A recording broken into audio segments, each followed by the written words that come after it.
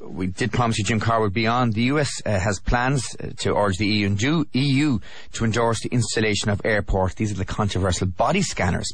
There's talks taking place in Spain tomorrow. This is in the wake of last month's failed airline bomb attempt, when you'll remember a gentleman was arrested for allegedly attempting to destroy a Detroit-bound jet using explosives sewn into his underwear. Anyway, Jim Corr has been telling me why he's against them and about his concerns about these types of airport body scanners. Well, first of all, let's look at the pretext for the introduction of these X-ray full-body scanners. So we've had this so-called underwear bomber on Delta Airlines Flight 253 to Detroit allegedly tried to blow up the plane. Now, as with any terrorist incident, it's very important to look at the anomalies. Now, this came out on Russia Today. Farouk Abdul Muttalib, he flew from Nigeria to the Netherlands without going through customs. Now, that is not possible without the assistance from an intelligence agency. At the gate, this attorney called Kurt Haskell and his wife witnessed a sharp-dressed gentleman escort Muttalib and tried to get him on board the plane. And he overheard the conversation with the ticket agent, and the sharp-dressed man said, "My friend does not have a passport. Can you get him on this plane? We do this all the time." Very unusual. The agent refused, called the manager, and with that, Muttalib was allowed to board without a passport. Can you believe? Now, this guy, the witness, Kurt Haskell, he's been on CNN, he's been on various other media outlets, and the FBI have been completely ignoring his testimony. In fact, they've been trying to demonize him as an unreliable witness, and Haskell's response has been, well, show the CCTV of the gate area, which the FBI have refused.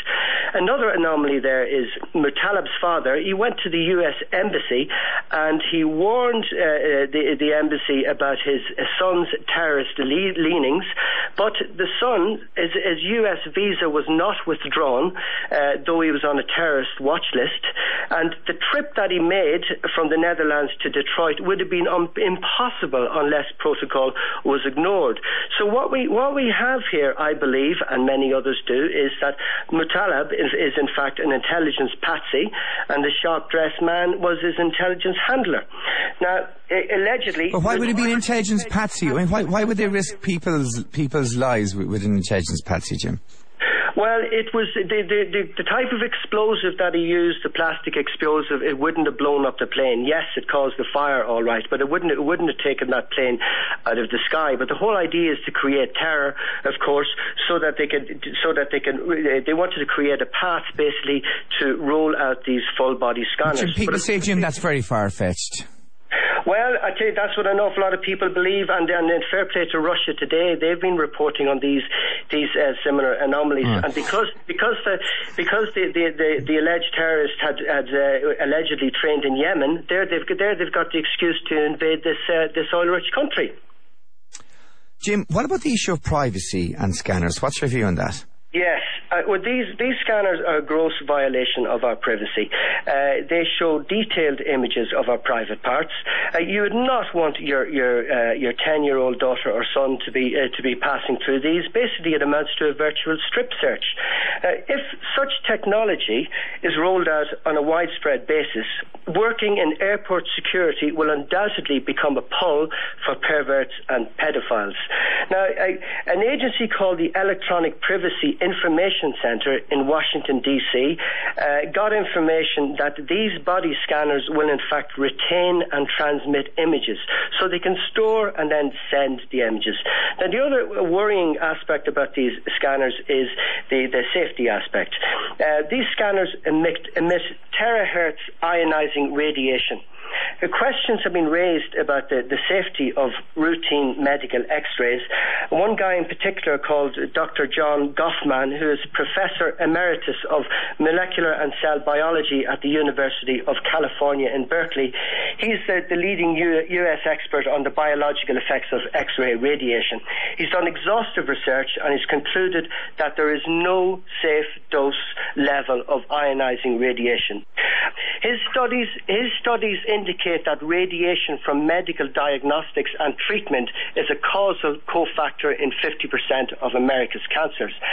To get a little bit more technical, ionizing radiation in the X-ray spectrum damages and mutates both chromosomal DNA and structural proteins. In other words, it can tear apart DNA and cause cancer. We don't want to be going through these machines. Then my third point, Eamon, would be, what do you think industry of our time? So you're going to say the security industry? The terror industry, exactly.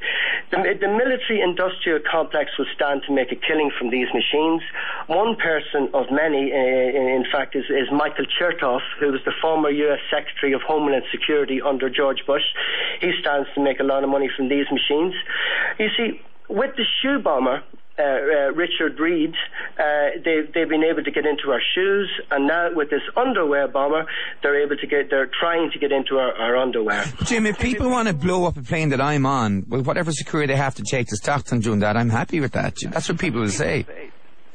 Well, here's the thing. Here's a quote from Benjamin Franklin. He said, "He who gives up liberty for security deserves neither liberty or security." All right, that was Jim Corr speaking to me earlier about the issue of the possible introduction of airport body scanners in the EU. We shall see.